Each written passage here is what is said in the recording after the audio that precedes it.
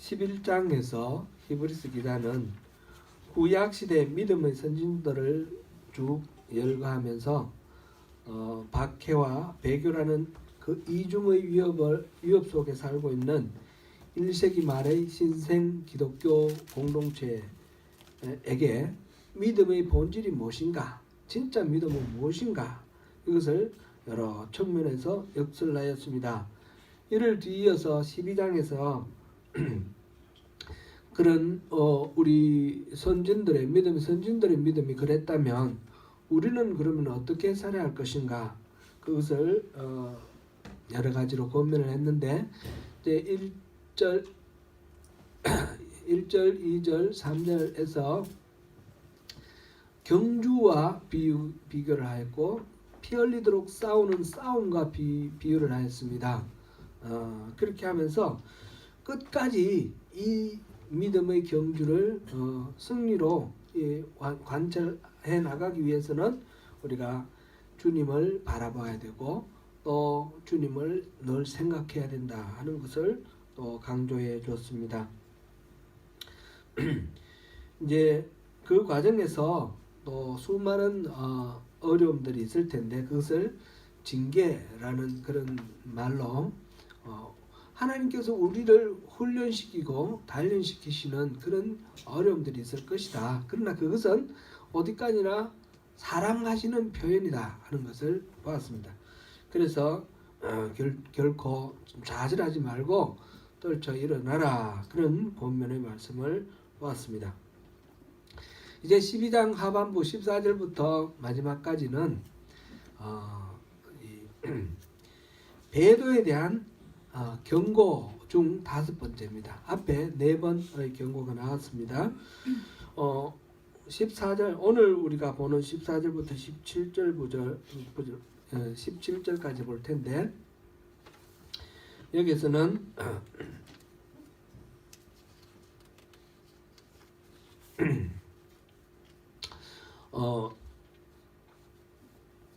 이 믿음의 과정 속에서 버려야 할 것은 뭐고 또 우리가 추구해야 될 것은 무엇인가 다시 한번 정리를 하면서 우리에게 참된 믿음, 능력 있는 믿음을 위해서 우리가 무엇을 기억해야 할 것인지 말씀하고 있습니다. 먼저 첫 번째로 우리가 볼 것은, 믿는 사람이라면 반드시 해야 할 일이 뭔가, 2가지, 화평과 거룩이다, 이렇게 말씀하십니다. 믿는 사람이 해야 할 일은 다름 아니라 모든 사람으로 더불어 화평함과 거룩함을 좇으라 하는 말씀입니다. 거룩함을 따르라. Make every effort to live in peace with everyone and to be holy, 이렇게 했고요. 이것이 없이는 아무도 주를 보지 못하리라 했습니다. Without holiness, no one will see the Lord. 믿는 사람이 해야 할 일은 모든 사람과 화평하고 자신을 지켜 거룩함을 유지하는 것입니다.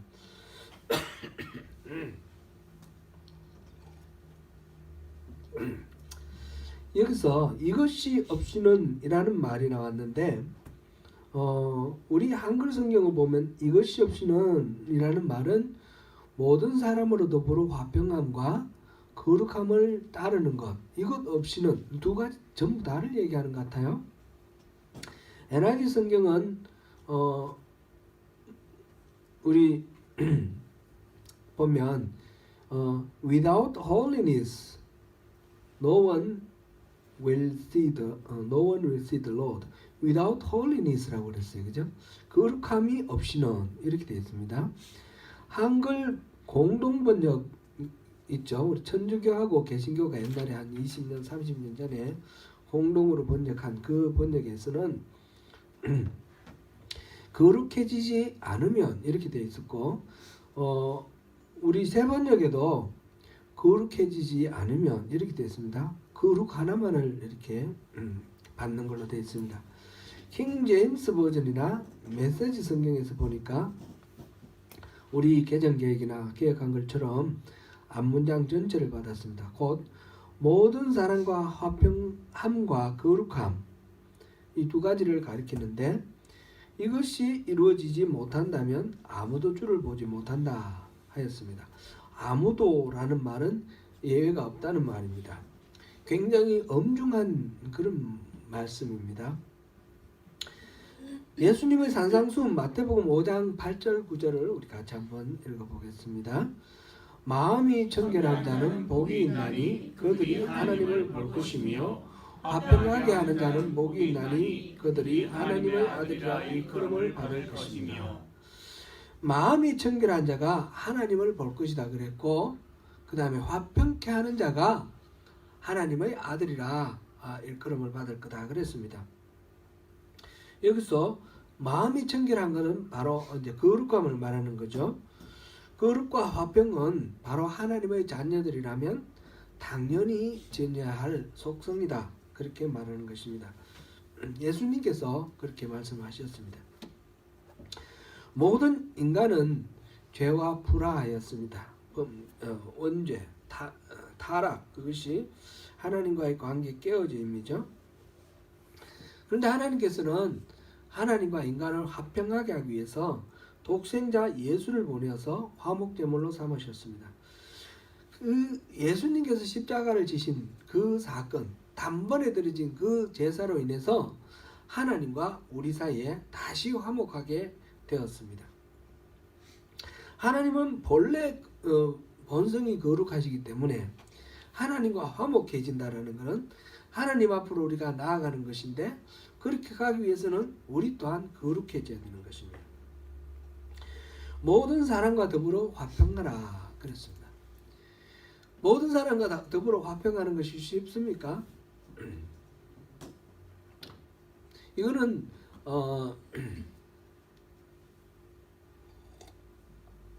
무차별적으로 모든 사람과 화평하라 이런 얘기로 볼 수는 없습니다. 분명히 맞서 싸워야 할 대적도 있거든요. 근데 이 이야기는 교회 안에서 하는 이야기입니다. 교회 안에서 모든 사람과 더불어 화평해야 된다, 그렇게 우리가 봐야 됩니다. 그렇지 못한 사람은 주를 보지 못합니다. 예수를 믿는다고 그러면서 하나님과 화목되었던 화목한 하나님의 백성이라 하면서 서로 화목하지 못하다면, 그렇다면 주를 볼 수가 없다는 겁니다. 주님이 여기 계시고 내가 여기 지금 주님 앞에 가려고 그래요. 근데 주님 나하고 화해하지 못한 사람이 같이 하나님 앞에 가면 어떻게 되나요? 하나님하고 같이 화목이 돼야 되는데 화목이 이루어지지 않지 않습니까? 우리는 비록 이 세상에 몸담고 살고 있고 우리가 온전한 완전한 그런 존재는 되지 못하지만, 그러나 우리는 구별된 삶을 살아야 됩니다. 세상 사람들과는 다르게 살아야 되는 것입니다. 화목해야 되고 거룩해야 되는 것입니다. 거룩이라는 말도 이게 구별된다 그런 말인데 차별성을 말하는 거죠. 세상 사람과 하나님 나라 백성은 차별화가 돼야 된다는 거죠.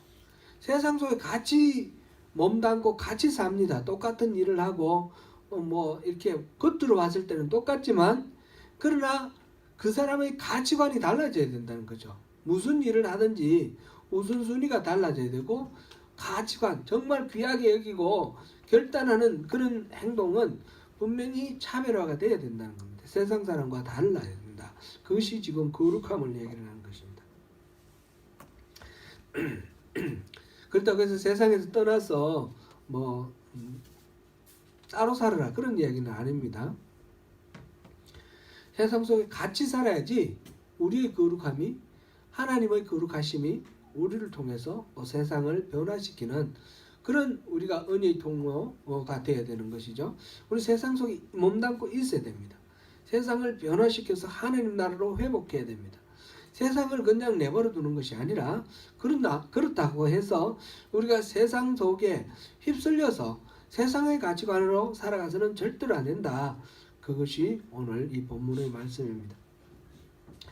두 번째로 지금 15절부터 17절까지에서 하는 말은 믿는 사람은 이것을 버려라 하는 것입니다. 버릴 것을 세 가지를 말하고 있습니다. 쓴뿌리, 음행, 망령된 일. 이 세 가지입니다. 15절에서 너희는 하나님의 은혜에 이르지 못하는 자가 없도록 하고 우리 개역 한글에서는 돌아보라 이렇게 두려워하라 그런 표현이 들어있습니다. 그죠? 은혜에 이르지 못하는 그런 경우가 되지 말도록 하라.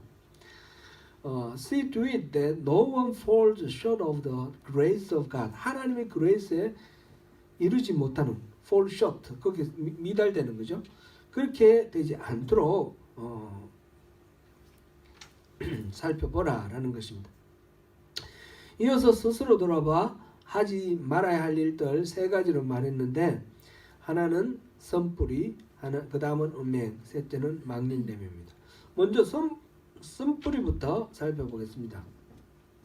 선뿌리가 무엇을 가르치는지 여기서는 분명히 나오지는 않습니다. 그런데 흔히 최근에 이제 기독교에서 심리학적인 그런 도구들이 많이 이렇게 사용이 되면서 이 쓴뿌리라는 말은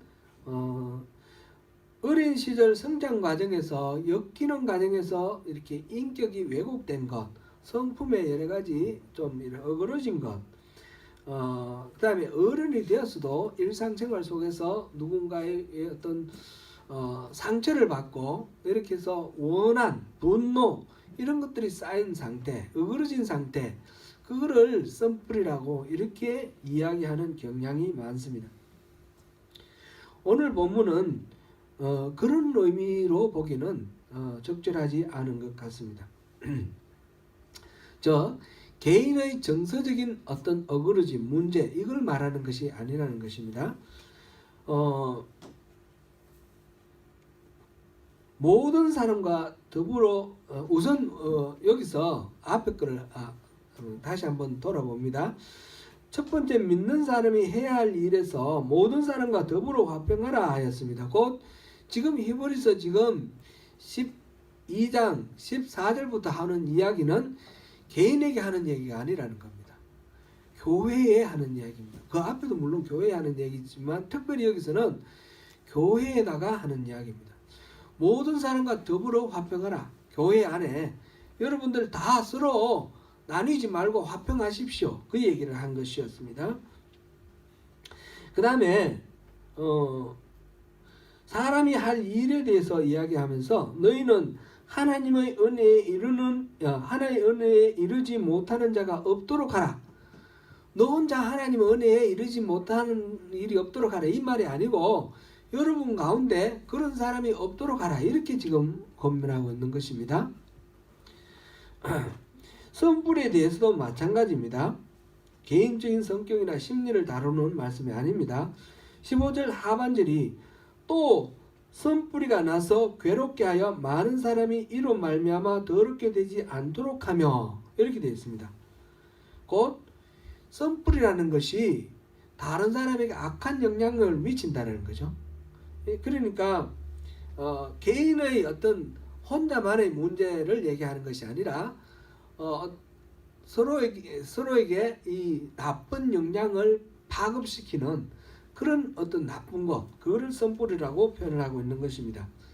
그런데 이게 정확히 무엇일까? 우리 흔히 제가 흔히 들어왔던 선뿌리라는 거하고 지금 완전히 다른 이야기예요. 존 파이프 목사님, 한국 사람들이 기독교인들이 설교 많이 됐죠. 이분이 아주 복음주의적이고 아주 말씀에 은혜가 많이 됩니다. 존 파이프가 이 부분을 해설해 놓은 게 있었어요. 그래서 제가 그 부분을 참조해서 여러분께 말씀드리겠습니다. 이 선뿌리라는 말은 신명기 29장 18절에서 19절 사이를 거기에 같은 말씀이 나옵니다. 우리 같이 한번 읽어보겠습니다. 신명기 29장 18절 19절 시작. 너희 중에 남자나 여자나 가족이나 집하나 오늘 그 마음이 우리 하나님 여호와를 떠나서 신들에게 가서 섬길까 염려하며 독소와 쑥의 뿌리가 너희 중에 생겨서 이 저주의 말을 듣고도 심중에 스스로 복을 빌어 이르기를 내가 내 마음이 완악하여 젖은 것과 마른 것이 멸망할지라도 내게는 평안이 있으리라 할까 함이라. 여기서 보니까 독초와 쑥의 뿌리 그랬어요. 독초와 쑥의 뿌리 이 부분을 이 NIV 성경을 보면 No root among you that produces such bitter poison. 쓴 독을 생산해내는 그런 뿌리 그렇게 이야기를 하고 있는 것입니다. 그 쓴 뿌리는 뿌리 자체가 쓰다 이 말이 아니고 뿌리 자체가 뭐 고약하다, 뿌리가 많이 나가지고 뭐 땅을 오염시킨다 이런 차원이 아니고 이 뿌리가 자라서 맺는 어떤 이파리와 열매, 이파리를 그 나물로 이렇게 따먹으면 독초가 된다는 거예요. 죽을 수도 있는 거고 그 열매를 그냥 따먹으면 그 열매가 예쁘고 먹음직스러워서 따먹으면 독이 있어서 죽는다는 거예요. 독이 있는 과일 이런 거. 그래서 썬뿌리라는 거는 그런 식으로 나쁜 영향력을 만들어내는 뿌리라는 거죠. 교회 안에 이런 치명적인 썬 열매가 나오도록 하는 뿌리가 있다는 것인데 그것이 무엇일까요? 19절을 읽어보겠습니다. 19절을 다시 읽어봅니다. 이 저주의 말을 듣고도 심중에 스스로 복을 빌어 이르기를 내가 내 마음이 완악하여 젖은 것과 마른 것이 멸망할지라도 내게는 평안이 있으리라 할까 합니다. 지금 앞에 다른 신들을 쫓아가지고 뭐 이렇게 하는 썬뿌리들 얘기를 하면서 결과적으로 이 썬뿌리들은 이렇게 생각한다는 거죠. 이 저주의 말을 듣고도 심중에 썬뿌리를 뭐 이렇게 하지 마라 하는 말씀 듣고도 자기는 복을 이뤄서 나는 괜찮아. 나는 복 받았어. 나는 하나님의 백성이니까 내가 비록 젖은 것과 마른 것으로 멸망할지라도 나는 구원을 얻었어. 나는 영원한 영생을 얻었어. 이런 식으로 생각하는 그런 사람이 있다는 거죠. 그런 믿음을 퍼뜨린다는 거예요. 교회 안에 우리 구원 받았으니까 괜찮아. 좀 많이 들어본 이야기 같지 않습니까? 이 썬뿌리는 영원한 평안에 대한 구원에 대한 거듭된 가르침을 말합니다. 안전하지 않은데도 안전하다고 느끼는 것입니다. 내가 마음이 완악할지라도 내게는 평안이 있을 것이다. 이렇게 생각하는 거예요. 왜 그런 생각을 하게 되죠? 자기는 이스라엘 공동체 안에 있으니까. 우리는 예수 믿으니까. 교회 예배 드리니까. 난 예배 드리고 교회 와 있으니까 나는 구원받았어. 그러니까 나는 영생을 누릴 거야. 이렇게 생각하는 거예요. 자기 마음은 어그러지고 완악하고 이런데 그래서 그런 생각을 서로 이렇게 막 퍼뜨린다는 거예요.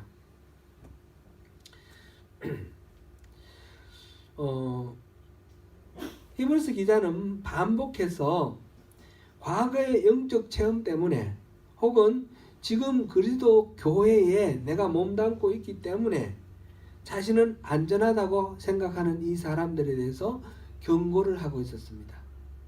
앞에서 4번의 경고도 그런 겁니다. 우리가 깨어있지 않으면 우리는 망한다는 겁니다. 우리 교회에 있어도 예수 믿어도 깨어있지 않으면 망한다라는 단순하게 표현을 하면 그런 말입니다. 문맥에 비춰서 보면 이 썬뿌리는 믿음의 싸움과 거룩함을 위해 깨어 경계하는 그런 삶, 그것 없이도 구원은 자동적으로 이루어진다는 거죠.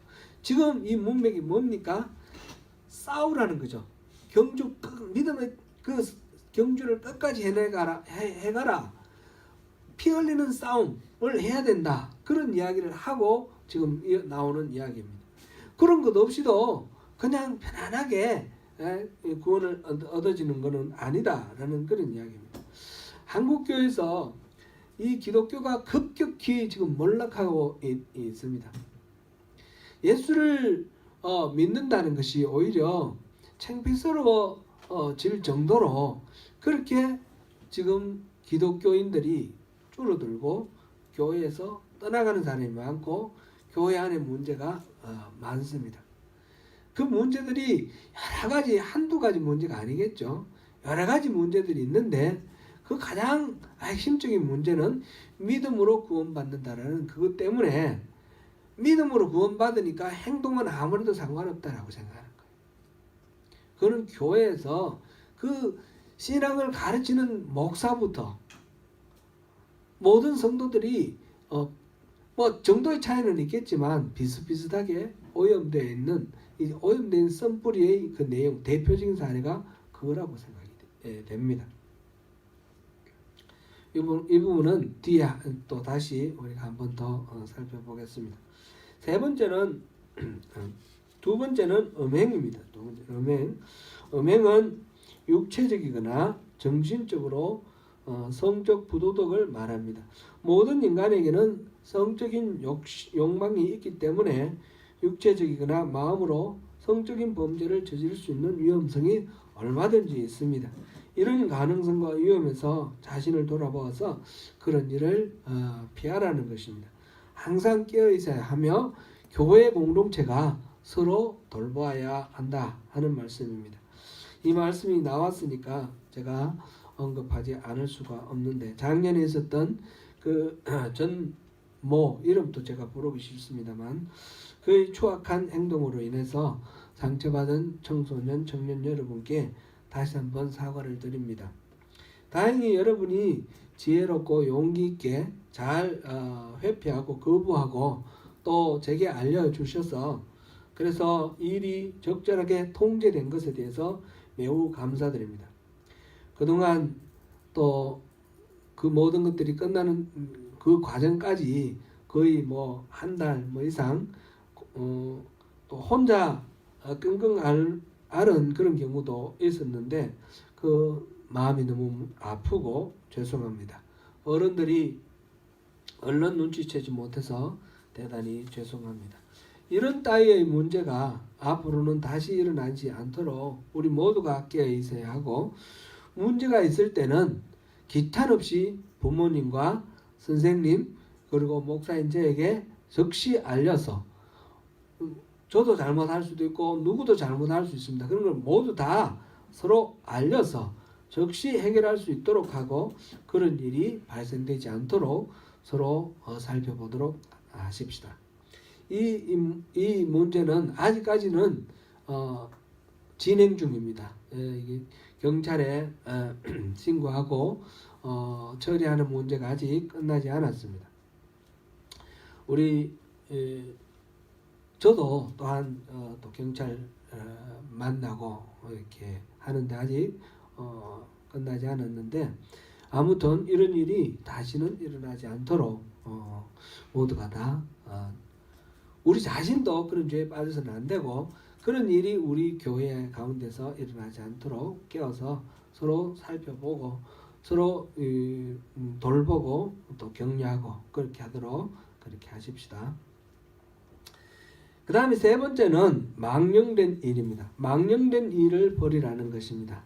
망령된 일을 버리라고 하면서 붉은 죽 한 그릇에 장자의 직분을 동생에게 팔아버린 에서의 행동을 예로 들고 있습니다.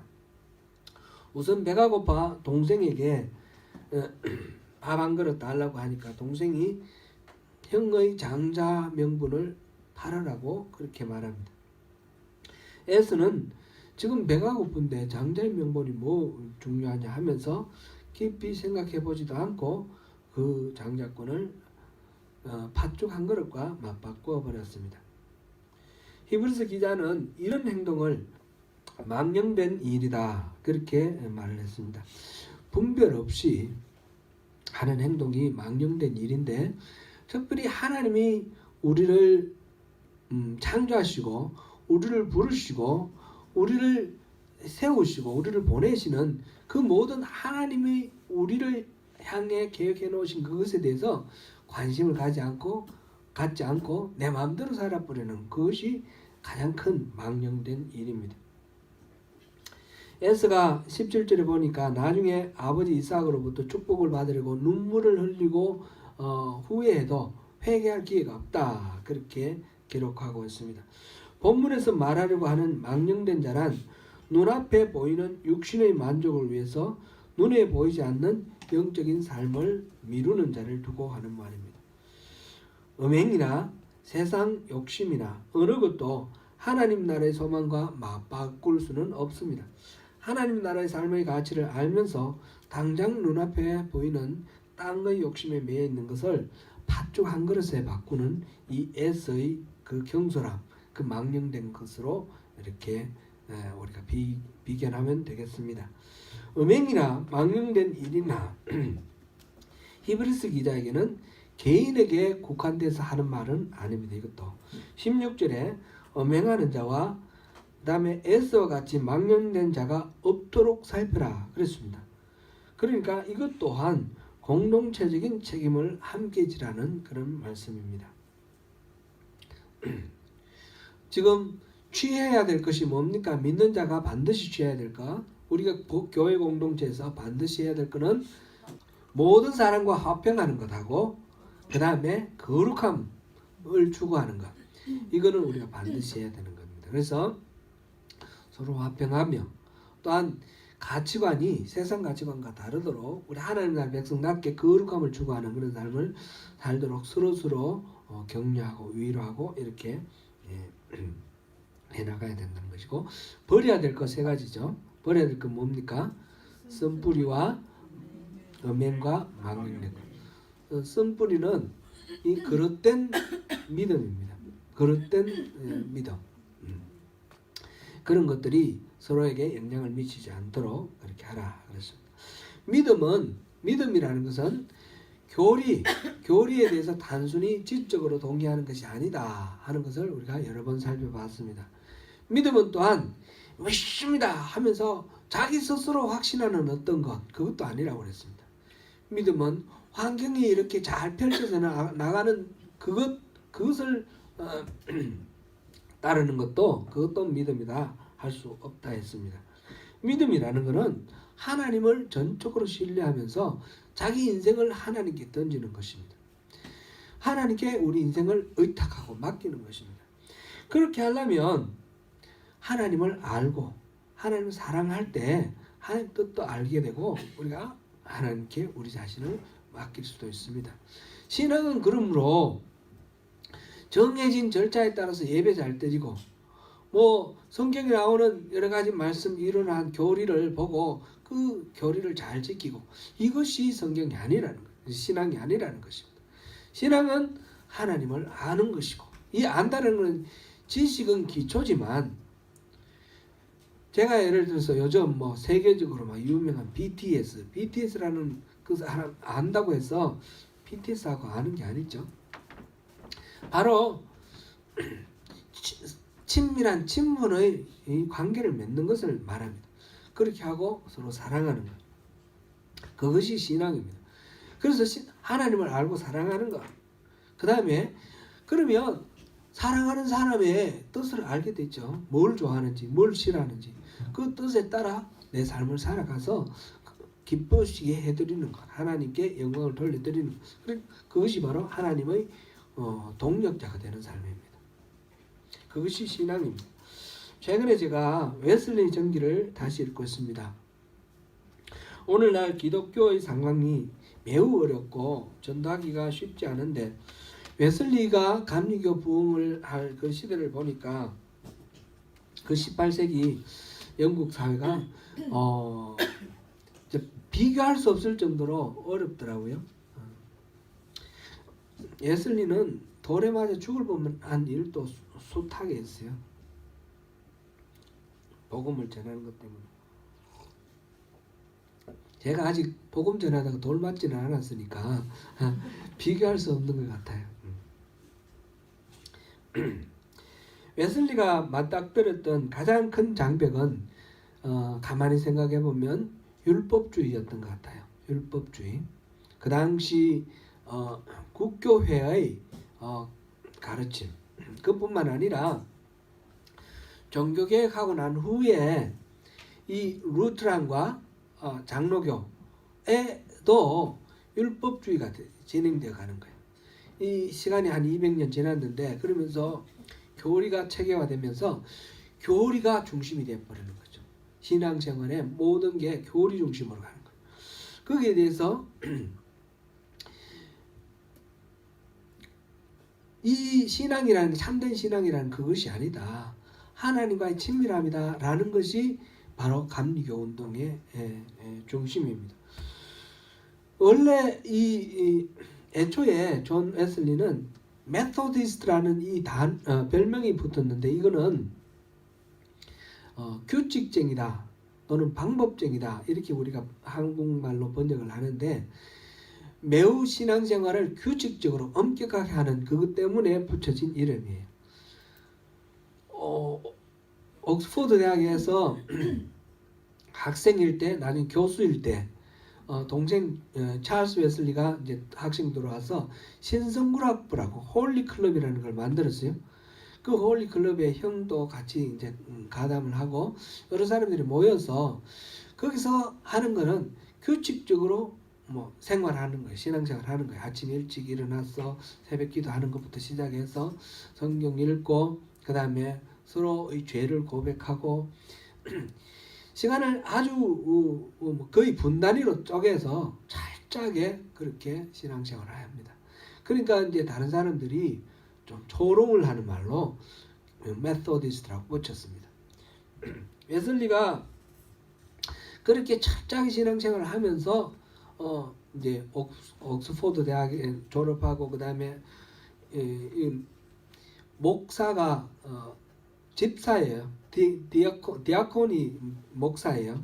그 디아콘이 되고 그 다음에 펠로우 프로페서가 돼가지고 링컨 칼리지에서 펠로우 프로페서 교수인데 완전 정교수가 아니고 한 부교수 정도 되겠죠. 그런 식으로 해서 있으면서 또 더 많이 열정이 생겨서 미국으로 선교사를 갑니다. 조지아주로 선교사 가가지고 인디안들은 완전히 그냥 흰색 도화지처럼 그 가서 복음을 전하면 그냥 속속 빨아들이고 다 회개할 거로 생각하고 이제 인디안 복음을 전하기 위해서 이제 갑니다. 근데 실질적으로 조지아 가서 인디안들에게 한 명도 복음을 전하긴 전했지만 한 명도 결신자를 얻지 못합니다. 그냥 인디안 거기 가면 이제 이민한 사람들 그 조지아주에 이민한 그 사람들 영국에서 이민해 간 사람들 그들을 위한 지역 교회 목사로서 이제 사는 거죠. 그렇게 살다가 결국 이제 실패를 하고 여러 가지 우여곡절이 있는데 생략하고요. 실패를 하고 돌아옵니다. 가는 길에도 배를 타고 갔고 오는 길에도 배를 탔는데 배를 타면서 풍랑을 만나서 목숨을 죽을 수도 있겠다라는 그런 위협을 느끼면서 두려워 떨고 있는 자신을 보게 됩니다. 그런데 모라비안 교도들은 그 막 풍랑 속에서 찬양을 하며 얼굴이 환한 그런 모습을 봅니다. 그래서 그들과 대화 나누는 중에 자기가 아직 구원받지 못했다라는 생각을 하게 되는 거죠. 영원한 생명에 대한 소망이 있고 확신이 있다면 구원의 확신이 있다면 두려워 떨 이유가 없는데 모라비안들은 안 두려워하거든요. 죽으면 천국 가는데 왜 두려워하냐는데. 그런데 자기는 두렵단 말이죠. 그러면서 선교사 생활도 실패를 하고 그 다음에 그 왔다 갔다 하는 동안에 자기 자신에게 믿음이 완전 바닥났다는 사실을 깨닫게 되면서 영국에 돌아와서 아주 침체에 빠집니다. 그러면서 심지어는 설교도 못하겠다. 그렇게 침체에 빠지게 되었습니다.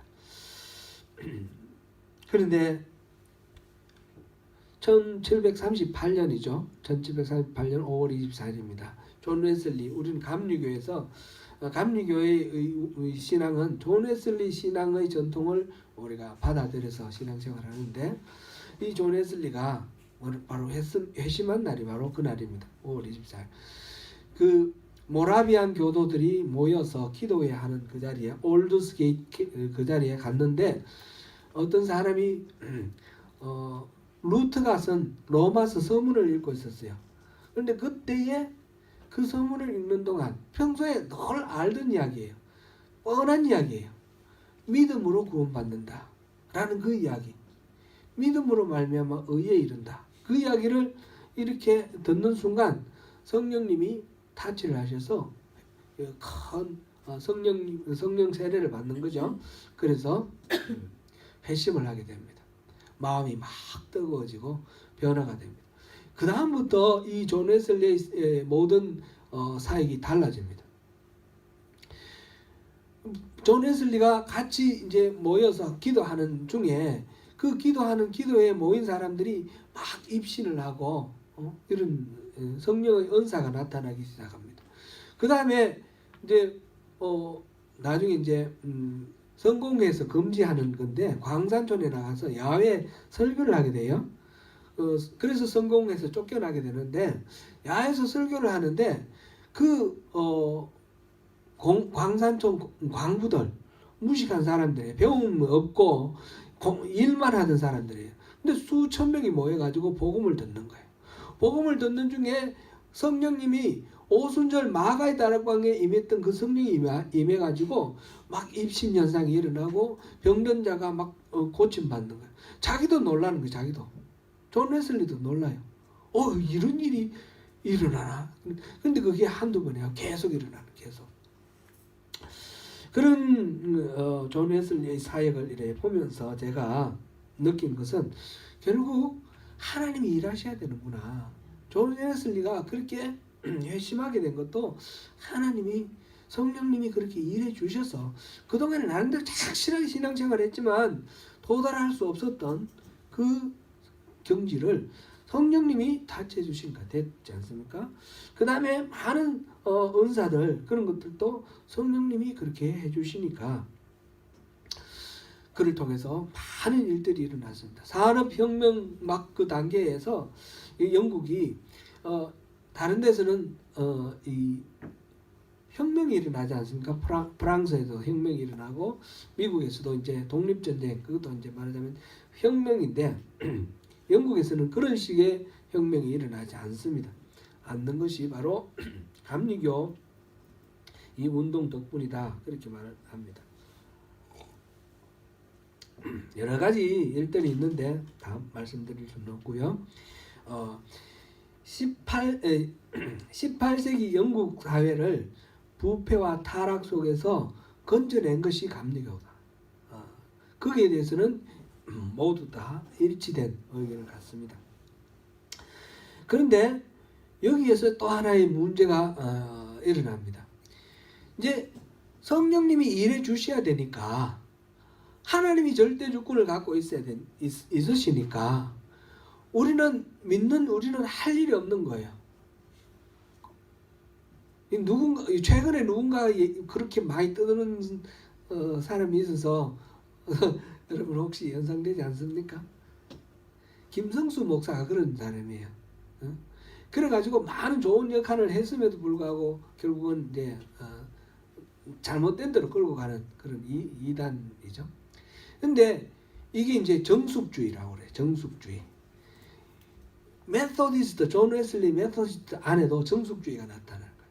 그래서 하나님이 일해 주실 때까지 가만히 있는 거예요. 가만히. 아무것도 안 하고 가만히 있는 거예요. 우리가 조금이라도 우리가 뭘 하면 하나님의 일하심을 방해하는 거다 해서 가만히 있으라는 거예요. 그거 가지고 싸우다 안 돼가지고 나중에 깨졌습니다. 반으로 갈라졌습니다. 정숙주의와 감리교가 이제 갈라지는데, 웨슬리가 그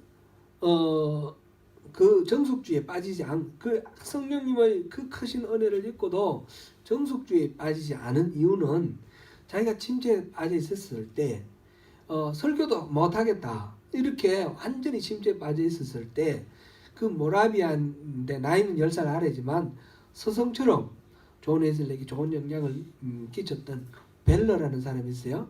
그 벨러가 말하기를, 존 웨슬리가 그랬어요. 나는 구원에 확신이 없어요.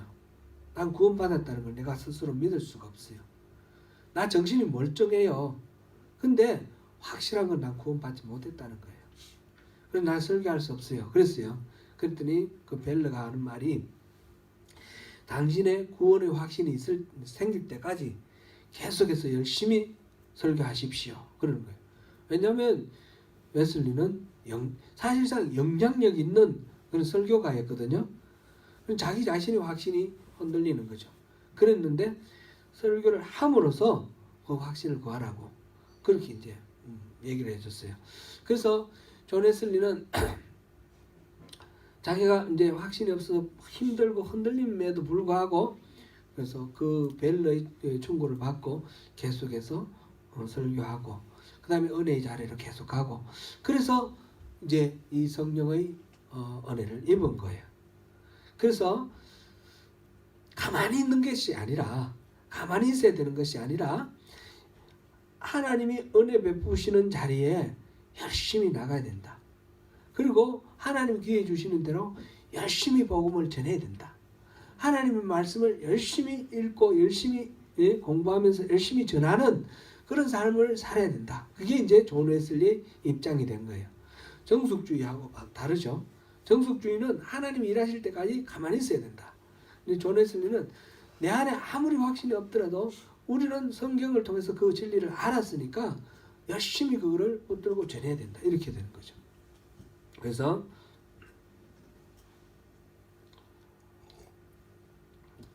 정숙주의를 이겼습니다.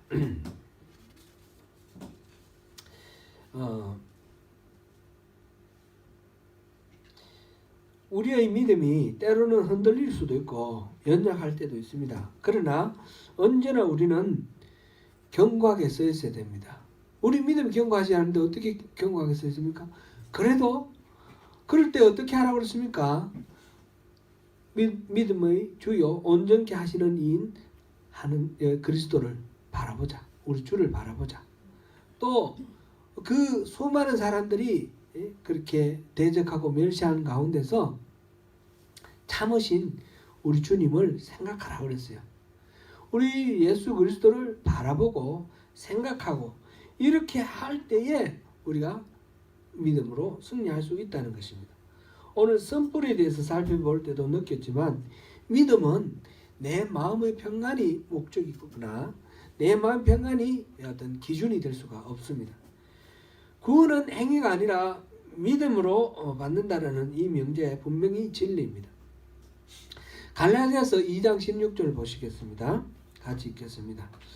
사람이 의롭게 되는 것은 율법의 행위로 말미암음이 아니요 오직 예수 그리스도를 믿는 믿음으로 말미암는 줄 알므로 우리도 그리스도 예수를 믿나니 이는 우리가 율법의 행위로서가 아니고 그리스도를 믿음으로써 의롭다함을 얻으려 함이라. 율법의 행위로서는 의롭다함을 얻느니라.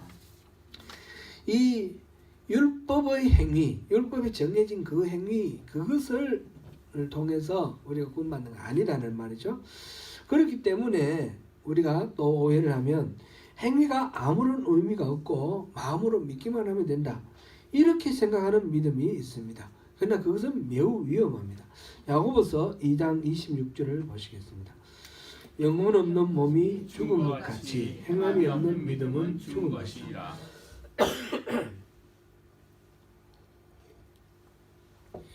갈라디아서에서 말한 그 바울의 이야기와 이 야고보서에서 말한 이 야고보의 이야기는 서로 모순되는 이야기입니까? 그렇지 않습니다.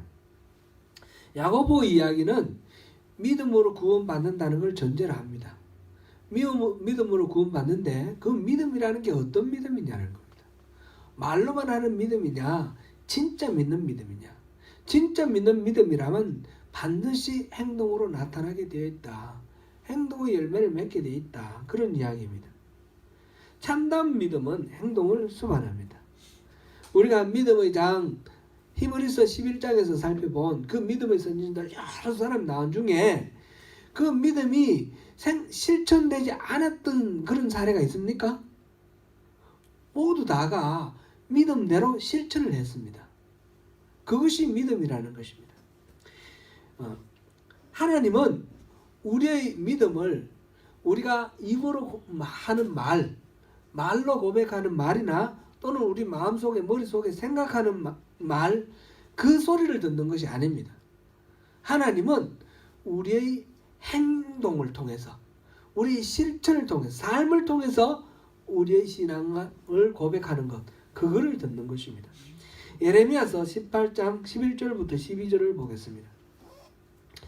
그러므로 이제 너는 유다 사람들과 예루살렘 주민들에게 말하여 이르기를 여호와의 말씀에 보라, 내가 너희에게 재앙을 내리며 계책을 세워 너희를 치려하노니 너희는 각기 악한 길에서 돌이키며 너희의 길과 행위를 아름답게 하라 하셨다 하라. 그러나 그들이 말하기를 이는 헛되니 우리는 우리의 계획대로 행하며 우리는 각기 악한 마음이 완악한 대로 행하리라 하느니라. 지금 예레미야 선지자를 통해서 하나님이 말씀하셔요. 지금 예루살렘과 주민들에게 말하기를 내가 너희에게 재앙을 내릴 것이다. 내가 계획을 세워서 너희를 치겠다. 그러니 너희는 즉시 악한 길에서 돌이켜 너희 길과 행위를 아름답게 하라. 지금 회개하고 돌이키지 않으면 내가 징계하겠다. 너희를 멸망시키겠다. 그 말씀이에요. 그 말을 듣고 하는 반응이에요. 그러나 그들이 말하기를, 예루살렘 사람들이 말하기를 이는 헛되니 우리는 우리의 계획대로 행하며 우리는 각기 악한 마음이 완악한 대로 행하리라 하느니라. 우리 마음 내키는 대로 우리 악한 길로 갈 것이다, 이렇게 말한다는 거예요. 실제로 그렇게 말로 입으로 말했을까요? 안 했을 겁니다. 그죠? 마음속으로 그래도 내가 내 길로 갈 거다, 하나님 뭐라고 하시든 내 마음대로 갈 거다, 이렇게 생각했을까요? 그것도 아니라는 겁니다. 말로는 맨날 이 사람들이 관심이 뭐냐면 예레미야에게 찾아와서 하나님의 뜻이 뭐냐 물어보는 거예요. 맨날 하나님의 뜻을 물었어요. 그리고 그들 마음속에 생각하는 것도 자기들은 하나님을 바로 섬긴다고 생각하는 거예요. 그래서 성전에서 열심히 제사를 드렸어요. 시바에서 유향을 가져왔다 그러고 인도에서 향유를 갖고 왔다 그랬습니다. 시바는 홍해 끝에 있는 예멘, 지금의 예멘 그쪽에, 그리고 인도 그 먼 데서 향유와 향품을 수입을 해서 그 비싼 향유와 향품으로 제사를 드린 거예요. 그게 마음 없이 드리겠어요? 분명히 마음이 있어요. 그죠? 자기들 나름으로는 최상의 제물로 하나님께 제사 지낸다고 생각했어요. 그들은 바르게 신앙생활을 한다고 생각했고, 그랬기 때문에 자기들은 절대 망하지 않는다고 생각했어요. 왜냐하면 하나님께서 그 솔로몬이 성전을 다 짓고 난 뒤에 성전을 봉헌할 때 하나님이 약속하셨어요. 너희 대대로 내가 지켜주겠다고 다윗에게 약속하셨고 솔로몬에게 약속하신 거예요. 지금 예레미야 시대에 마지막 왕 시드기야가 그 다윗의 자손입니다. 솔로몬의 자손입니다. 성전이 예루살렘에 있습니다. 그러니까 우리는 절대로 망하지 않는다. 우리는 하나님이 지켜주실 거다. 그렇게 생각하는 거예요. 하나님이 분명히 너희들 멸망시키겠다. 예레미야를 통해서 끊임없이 징계를 선포하고 회개를 촉구하지만 그들은 우리는 괜찮다는 거예요. 우리 예수를 믿으니까 우리는 괜찮다라고 생각하는 오늘날 그리스도인들의 생각과 비슷하지 않습니까? 저는 비슷한 것 같아요. 예수 믿으니까 나 구원받았어. 그러다가 이 예루살렘이 멸망하는 것처럼 멸망당할 그런 상황에 놓여 있는 그것이 우리 오늘날 우리 교회가 아닌가 생각합니다. 하나님은 그렇게 말하는 거나 그렇게 마음으로 머리로 생각하는 것을 보시지 아니하시고 실제로 어떻게 사느냐를 보시는 겁니다. 그들은 그렇게 하나님께 제사 지내고 성전에 와서 제사 지내는과 동시에 우상을 섬겼습니다. 그들은 하나님을 섬긴다 했지만 실제로는 하나님과 우상을 겸하여 섬기는데 이거는 하나님을 섬기지 않는 겁니다. 그들의 삶이 하나님을 버렸습니다.